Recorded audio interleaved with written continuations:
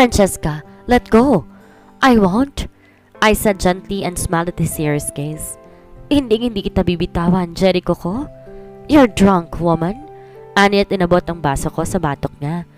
You are supposed to be my personal doctor and now... Jericho, love na love kita, I said, and even in my drunk state, I noticed his eyes dilating. Natigilan si Jericho at napatitig sa akin. Ang kanyang kamay nasa gilid ko. Our faces are inches apart. Babe! Natigilan siya. What did you call me? Babe? I whispered again. I miss you so much, babe. He said those words like before, and it made my stomach chump. Why are you calling me babe? Because you are my babe. My voice trembled. I am Francesca, remember? Your little piglet. I asked desperately. Oink oink, naalala mo? Mas naguluhan si Jericho. Kahit anong higpit ng yakap ko sa batok niya, nakawala siya sa akin at lumayo. Mabilis siyang naupo sa gilid ng kama at mariing pumikit. Sa kabila ng hilo, bumalikos din ako ng upo para lumapit at abutin siya.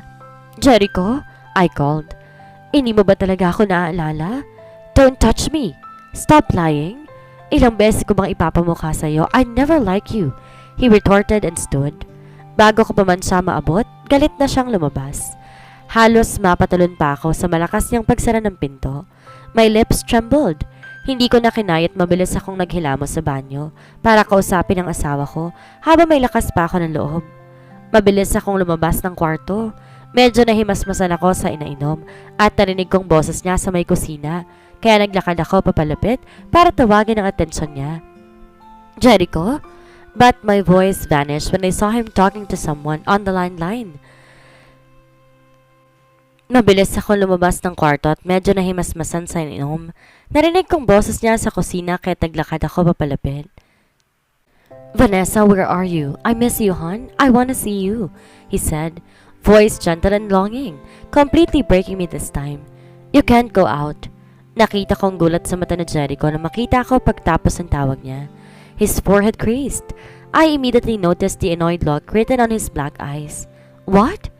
You cannot go out in this time of the night, Jericho. Pilit kong tinataga ng boses habang sinasabi ko yun sa kanya. Nahihilo man sa nainom, alam ko hindi ko siya pwedeng paalisin ngayon. Huwag mo kong utusan. Aniya. Mabilis pang umiwas sa akin para maglakad pero sinundan ko siya ng lakad. Jericho? I called, my voice sounding demanding. Jericho! Lumakas ang tawag ko na hindi niya talaga ako pinakinggan. Shut up, I need to go, he said. I saw him trying to find his keys kaya dali-dali kong inabot ang braso niya. Tita Olivia would not allow this, I exclaimed. Kakarating lang natin, Jericho. You should rest. Tita Olivia said you should not go out for now. You are not my mother, Francesca. His loud and full voice almost filled the house. Natigilan ako sa pagkabigla roon. Biglang sumagi sa utak ko na ngayon lang niya ako napagdaasan ng ganyan. Jericho! Humugot ako ng hininga at sinubukan pa rin siyang kausapin. His eyes are cold and obviously furious. I've never seen him this way before. He may be cold at times but he's certainly not like this. Dean Jericho? I run my fingers on my hair desperately. You have to listen, okay? I don't know you, woman. His voice roared, the rage getting more visible in his cold black eyes. So tell me, why are you meddling with my business? Jericho! Let's not raise our voices, okay? Let's just talk calmly. You waste of time, he said. Jolting out from my grip, nagulat ako sa rahas ng pagkakahawak ni Jericho sa kamay ko. Walang salitang tumalikod mula sa pwesto ko. Babe, don't! He looked at me and almost lifted his finger to point me. Kunot na kunot ang noo. Don't call me that. But I am going to meet my girlfriend, he said. Frustrated na sinuklay ang buhok at naglakad, kaya doon na ako naglakas ng loob. She's not your girlfriend anymore, Jericho. I don't care if my voice sounded like it's desperate and frustrated. I saw how he froze on the spot but he did not look my way, kaya't nagsalita akong muli. She is an ex. Matagal na kayong wala. That got his attention. His frowning face glanced at me. Nakaigting ang kanyang panga habang nakatingin sa akin. Mas nagdidilim ang tingin at ang mukha. What? Vanessa is not your girlfriend.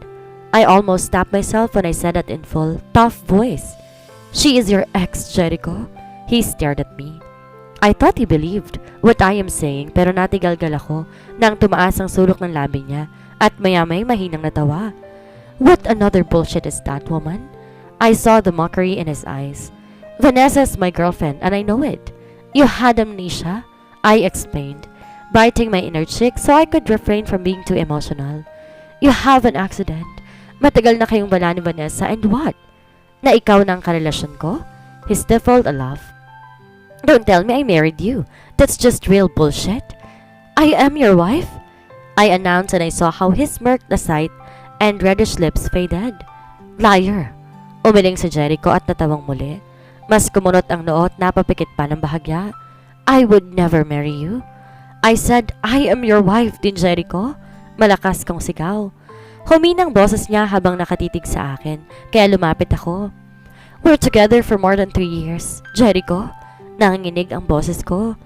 Humakbang ako palapit at nakita ko kung paano si Jericho umatras ng isang hakbang papalayo sa akin. Doon na tuluyang nahulog ang luha ko. It's me, Francesca. I uttered and I noticed the mixture and confusion on his eyes. Hindi ba ako maalala? Kahit konti lang, Jericho. No, stop talking, it's not possible. He shook his head. Jericho, stop talking. I don't want to hear your lies, he exclaimed. Gulong-gulong tinalikuran ako at ramdam na ramdam ko ang pamamasa sa pisngi ko. Di makagalaw habang naglalakad. Sa Jericho sa akin palayo. Wala na akong lakas na sundan pa siya. Ni paghakbang hindi ko magawa. Pero bigla siyang tumigil sa paglalakad. Napaawang ang bibig ko na makita na hinahawakan niyang ulo niya at biglang bumagsak sa lupa. Jericho! Sigaw ko habang papunta sa kanya at nakaupo siya sa sahig. Hinihila ang buhok niya. Jericho! Jericho, oh my God! I gasped. He groaned. Nakita ko siyang nakapikit na mahigpit ang mga mata. Jericho? I tried reaching him but he pushed my hand away. Don't touch me. Mahinang boses sa Jericho ang sabi. Halatang halata ang sakit at hirap mula roon. Ambulance! Nanginginig ang kamay. Mabilis akong tumayo mula sa tabi ng asawa ko. Tinakbo ang gamit para kunin ang telepono at umiiyak na akong tumawag sa emergency. Lalo pa nakita ko, wala nang mali ang asawa ko na nakahiga na sa sahig. I was hysterical and shaking while watching my husband on the stretcher as they rushed him to the emergency room. Yakap-yakap naman ako ni Tita Olivia para patahanin ako, pero hindi ko naman magawa. Francesca, iha, he will be fine. Her motherly voice soothed but I can still stop from sobbing. Kasalanan ko po, Tita. My voice broke. Kung hindi lang ako nadala sa emosyon, di sana hindi siya ganon. Shh! It's not your fault. She whispered and hugged me tighter. I buried my face on her neck and she kept on whispering it's gonna be alright. Narinig ko rin siyang tinawag si Tito Jonathan at si Amber at maya-maya inalalay nila akong paupo sa may waiting area sa tapat lang na emergency room. What happened, Francesca? Ani titang nagtatanong nang mahimasmasan ako. Ate, inom ka po muna. Bahagya akong umiti kay Amber nang magabot siya sa akin ng kape na agad kong tinanggap. Salamat, Amber. I uttered my thanks before glancing at Tita Olivia's gentle eyes. Sorry po, Tita. I was kinda drunk. It's okay. I know it's tough. She smiled at me. And it's mommy for you, anak. Hindi ka pa rin ba nasasanay? I smiled shyly, shaking my head. Inabot naman ni Tita ang buhok ko at marangin na plus bago ko tawaging muli. It's okay. Jericho's gonna be okay. What happened? Mabutit nakatawag ka kaagad. Opo, I nodded. We just had an unexpected row. Nagkataasan ng boses. Kikitain niya po sana si Vanessa but I said no and he can't go out. Tapos, pagkatapos po ng ilang sigawan, I could not stop myself from blurting out that she is his ex and I am his wife. Tahimik lang si Tita nakikinig. I'm expecting a violent reaction from her but I did not. And his head ached and lost consciousness. Halos ibulong ko na yan at mabilis na napatungo. I am so sorry, Tita. Amber, kasalanan ko po. If I'm only careful, kung di po ako nagpadala sa emosyon ko. Shh! I understand, Francesca. We understand, it's okay. Halos takbuhin ko ang doktor na umasikaso sa asawa ko pagkalabas sa emergency room. Nakita ko naroon din si Tito at si Blaze, nag-aantay ng sasabihin ng huli. Mr. Falcon is stable. Thank God! Bulungkot maring humawak sa kamay para pasilinyon at kalmahin ang sarili. Nabigla lang ang pasyente. He's suffering from amnesia due to head trauma, right? Nagmulat ako at nakitang pagtango ni Tita. He was just shocked. I'm suspecting he might have remembered something or forced himself to. The guilt almost made me breathless. Nangilid ang luha ko at pinapakinggan ko yon. However, he is okay now. I suggest iwasan na lang muna ang stress sa pasyente. Baka himatayin sa ulit. Forcing information might shock him. We will conduct thorough checkups when he woke up. We will be transferring him in the private room for now. My heart fell when I saw how the nurses moved my husband into the private room. Natatakot akong lumapit doon. Naalala ko mga nasabi ko kanina kaya nagkaganon siya. I shouldn't have done that. I should have controlled myself. Kung di sana ako nagpadala sa damdamin, sana hindi nagkaganitong asawa ko. You should go home and rest for now, Iha. My teary eyes glanced at Tito Jonathan when he spoke. Po? Pero si Jericho, my son is going to be fine. Despite his cold eyes, I saw him smile a little, genuinely. He will be okay, anak. Pahinga ka muna. Hindi ako kaagad nakaimik doon. Bumaling ako sa asawang nakahiga at wala pa ring malay. It's okay, it's not your fault. Tito said again, kaya't sumulap ako sa kanya. It's actually my fault. Karma yan ang tatay niya. Sabay kaming napabaling kay Tita Olivia. Napapalapit. Inaayos ang buhok. May maliit na ngiti sa amin. Gago kasi noon. Babe, Tito Jonathan called at natatawang umiling si Tita. Hinawakan na ako. Come on, Francesca. You should rest for now. Balik ka bukas kapag ayos ng pakiramdam mo. Kami na munang bahala kay Jericho. We will talk to him too. He's not supposed to actually go home to your house pero nagulat kami nung sinabing may baka daw siyang pinagawa. Gusto niya ron. It made me stop. He remembered it? She smiled gently. It was a sudden moment. Nagulat nga kaming lahat at mukhang nagulat din si Jericho. Kaya't sinabi naming may bahay nga at ayun, inihatid na lang namin. We told him you'll be his personal doctor while he is alone there. Bumuntong hininga ako at kinalma ang sarili. So it's really possible he will remember you soon? She smiled sweetly at me. Come on, pretty Francesca. You should rest. You know your Jericho won't like it if you strain yourself, right? Sumulap ako sa asawa ko at napangiti. He won't like it if I tire myself, tita. I said, remembering my sweet husband. You're right, Francesca. But it's mom and dad for us, okay? Di ka pa rin nasasanay? Sorry po. Doon na ako mahinang natawa at agad silang niyakap. I was so lucky having them. Masaya ako may karamay ako sa lungkot tungkol sa kalagayan ng asawa ko. Totoong nagkaroon ako ng dagdag na pamilya nang dumating sa akin ng mga Samaniego. You okay? You should rest. Kumain ka na ba? Blaze asked while he is driving me home. Oo, tumango ako. Kanina kasama sila Kay at Feby. Salamat, Blaze. Welcome, Francesca. Sorry nga rin pala at di kita sasabihan na sa bahay niyo tutuloy si kuya. Nawala sa utak ko. Namangharin kasi ako nang biglang sumagi sa utak niya na may pinagawa raw siyang bahay. Ayos lang. Masaya rin akong naalala ni Jericho ang tungkol sa bahay namin. It's a progress, right? That he will remember me soon.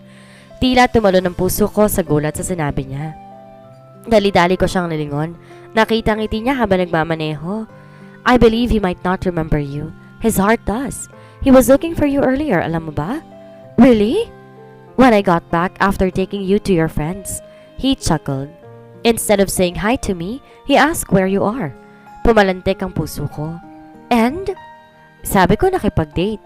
Bigla siyang umisi at sumulap sa akin. You what? Napasinghap na ako at hinampas ang balikat niya. You told my husband that, please? Bumusangot ako nang tumawang huli. Naiiling pang inilalayo ang braso niya. I was just playing around, kuya. See if he will get jealous or what, he explained. Still laughing like a fool kaya naiwan ang kamay ko sa ere at kumuso. Nagselos ba? I asked in a small, curious voice and his laughter roared. Ay! Curious ang piglet ni Taong Yelo. Inabot pa niyang ilong ko para kalabitin kaya't mas sumimangot ako. Blaze! I whined and smacked his hand, making him smirk. He really did not have much reaction at all. He shrugged at doon na bumagsak ang balikat ko. But he threw the pillow on my face and he's grumpy the whole time. Kumindat siya. It was a good sign, I think. Pagka-uwi ko ng bahay, nagbihis ako para magpahinga. Pero nakita ko, may ilaw ang phone ko. Umupo ako at nakita ko mga text messages. At pagbukas ko, si Vanessa ang nagtatanong kung nasa ng asawa ko. Pumikit ako ng mariin. Naiinis ako pero hindi naman ako ganito. Kaya kinalma ko muna ang sarili ko para magpahinga bago mag-type ng reply ko. Jericho is resting. Di kanya makikita kayong gabi. Anyway, free ka ba one of these days? Nais ko makipag-usap sa'yo tungkol sa aking asawa. Wala ako nakuhang sagot pagkatapos noon, pero sa tingin ko nakuha ni Vanessa ang punto ko. Di rin ako kaagad na nakatulog. I even cried while watching the videos we had in my phone. The photos when we're together, it made me smile somehow. I know my husband will be back to me. I believe he will. We'd still fulfill our vows and dreams together. Na hindi pa nga siya nakakaisa sa pangarap niyang basketball team. Kinabukasan, nakita kong sunod-sunod na message ng mga kaibigan. Mukhang nabalita na nangyari at sakto rin sa ospital kung saan ako nagtatrabaho. Naka-confine sa Jericho kaya't makakasilip ako sa mga naiwan ko at naroon din ang mga kaibigan. Francesca! My smile widened when I saw my friends. Halos takbuin ko sila at mahigpit na niyakap. It's gonna be alright, Kyrie said sweetly. My cousin is alright. Nandun na nga sa loob at gising na gising. Nagsusungit na naman. It made me smile. Nang lumayo ako, nakanguso sa akin si Feby. Mukhang umiiyak na ng mga mata, kaya kumunot ang noo ko. Did you? Ano? Di ah? Ngumuso siya at umiling lang. I watched a tragic movie last night kaya iniyakan ko. I know she's lying but when I saw Kais giving me a look, nakuha ko kagad kaya tumango na ako at gumiti. Where are the boys? I asked and smiled, excited to see my husband. Kanina ko pa nalamang gising na siya, kaya nagmamadali pa ako nagtungo rito. Already inside, Anikay nang umiti. And you'll see, may dala si Master Brian. I was confused when they pulled me excitedly towards the room. Pagkabukas pa lang kumalabog ng puso ko na makita kung paanong mabaling sa pwesto ko mga lalaki. Francesca! Castor grinned when he saw me. Maski si Brian kumaway pa habang pinapakailaman ang dextrose doon. Pero ang mga mata ko'y napako lang sa asawa ko na nakatitig pala sa pwesto ko. My heart pounded. Hindi ko alam kung gaano katagal ang titigan na iyon at di pa ata mapuputol lang may naramdaman ako sa paa ko. I gasped in shock when I realized a handsome, small baby boy is hugging my one leg. Natulala pa ako sa gulat doon at narinig ko kagad ang singhap kung saan. Ang isang babaeng nakadress, mabilis kaming nalapitan. Cookie, don't do that, baby. Come here, she said. Marahang kinuha ang bata sa paahan ko na nakatitig sa akin ng asul ng mga mata. Sorry, miss. Makulit lang talaga tong anak ko. When the lady raised her head while carrying the kid, we both froze. Umawang ng unti-unti ang labi ko at napasinghap din siya sa gulat. Dr. Francesca, right? Ani ang gulat na gulat kaya't napatango ako nang paulit-ulit. Oh my God! Shirley, correct? Namilog ang mata ko. And this handsome one's Cookie? Baling ko sa gwapong bata nang umiti sa akin. Dahilan para lumitaw ang maliit niyang dimple. You knew each other? Nawala ang atensyon ko sa mag-ina nang may magsalita at nakita kong papalapit si Brian sa amin. Nagtataka ang mga mata. Yes, I answered. Cookie became my patient one time. Cookie? Ani ang bumaling sa bata na malaki pa ang ngiti sa akin. Inaangat pang kamay niya kaya inabot ko yon at marahang hinawakan. Shirley? Cookie is sick? Shirley, the child's mother, then answered him, which confused me. He is just sick. Lagnat lang, Brian. He is okay now. She assured him and Brian nodded. Kinuha si Cookie na ayaw bitawan ng kamay ko bago binuhat kaya't mas naguluhan ako. Wait, I don't get it. I decided to speak up. What's happening? Natahimik sila. I caught Cookie's eyes watching me curiously kaya ngumiti ako ng malambing at agad siyang ngumiti sa akin pabalik. With matching dimples pa kaya gumaan lalong puso ko. Francesca, I want you to meet my girlfriend, Shirley. Ani at nilahad sa akin si Shirley kaya't namilog na ang mata ko. And this is our son, Cookie. Kung okay na ang paglaki ng mata ko, mas nanlaki pa ngayon. What? Singhap ko. Oh my God, ang bilis mo! Singhap ko at napuno ng tawa ang kwarto ng hampasin kong braso ni Brian. Tatawa-tawang roon sa akin. Maghahalong gulat at mangha ang naramdaman ko sa nalaman. What a coincidence, right? Who would have thought na sila pala? And they have a kid now. Just, wow! Nalibang ako sa pagbubuhat kay Cookie. I cannot explain why but I always have a thing with kids. They made me feel happy and alive. That's why I became a pediatrician. Who is your pretty tita? I whispered to him. Tita Francesca pretty. He cheered at napatawa ko ng mahina nang malakas ang pagkakasabi niya noon. Oh, ayun na naman si Miss President nang uuto ng mga bata. Ani Castor na nakasandal sa may pader doon kaya natawa ko. Well, Kids never lie? I smirked. Rain na ata to ng dinibdibang lupa na San Isidro. Tinuloy nila ang sinasabi ko. Nakasimangot na kaya mas natawa ako. I felt someone staring at me. Biglang kumabog ang puso ko na matanto kung sino yon, kaya unti-unti akong bumaling doon.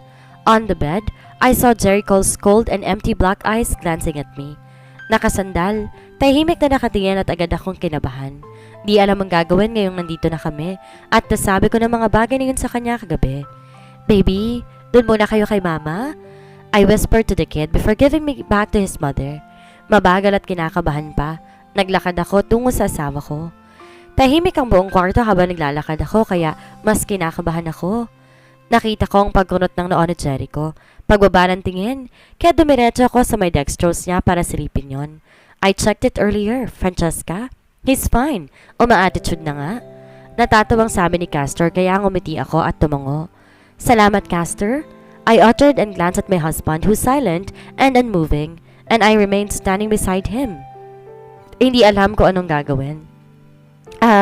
Para nagugutom ako Biglang nagsalita si Feby na tumayo pa sa sofa.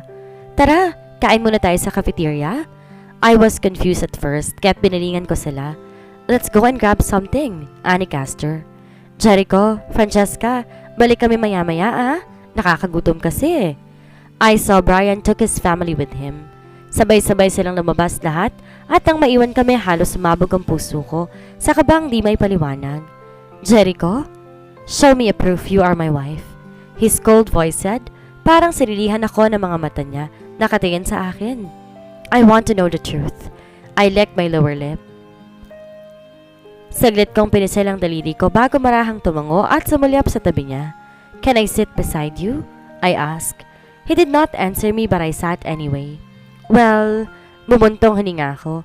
Sinalubong ang tingin niya. First of all, I wanted to apologize about last night. Nadala ako sa damdamin ko. I shouldn't have told you that.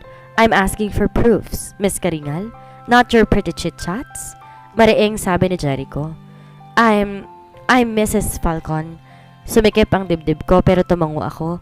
Unti-unti kinuha ang phone ko sa maliit na bag sa balikat bago kalikutin. He was just watching me while I do my thing. Nang makita ko ang album ng mga pictures namin, ay humigpit ang hawak ko sa phone at sumulyap na sa kanya. At dito na po nagtatapos ang kabanata ng ating kwento. Sana'y muli niyo po akong samahan sa mga susunod pang kabanata. Maraming salamat po. Ingat po tayong lahat.